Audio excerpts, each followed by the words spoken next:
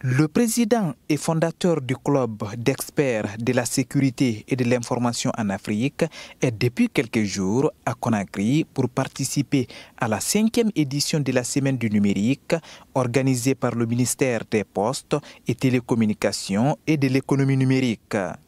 Didier Simba est ici pour partager ses expériences avec les Guinéens sur la cybersécurité et protection de la vie privée du citoyen. C'est un plaisir pour moi d'être ici en République de Guinée. C'est la deuxième fois que je séjourne dans le pays et c'est toujours un plaisir partagé qui trouve son point d'origine du fait que je viens parler de la sécurité, de la cybersécurité.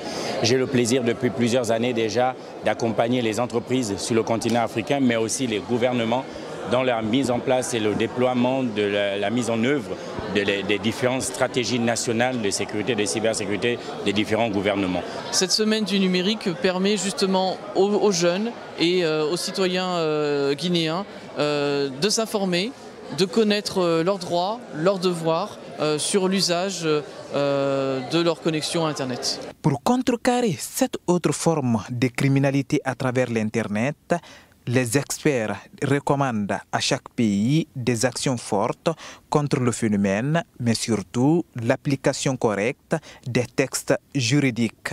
Tout le monde en est conscient et tous les États et les gouvernements, les entreprises sont conscients de l'enjeu et de la montée en flèche de la cybercriminalité sur le continent. Derrière, ce qui suit, c'est ce qu'on observe déjà. C'est que chaque gouvernement met en œuvre des actions pour accompagner ou alors pour contrecarrer cette montée en flèche. On a d'un côté la mise en place des textes, des lois pour réprimander ou alors pour sanctionner en cas d'infraction constatée. Ça, on l'observe déjà de plus en plus dans les différents pays d'Afrique, mais en République de Guinée, il y a déjà des textes de loi qui vont dans ce sens.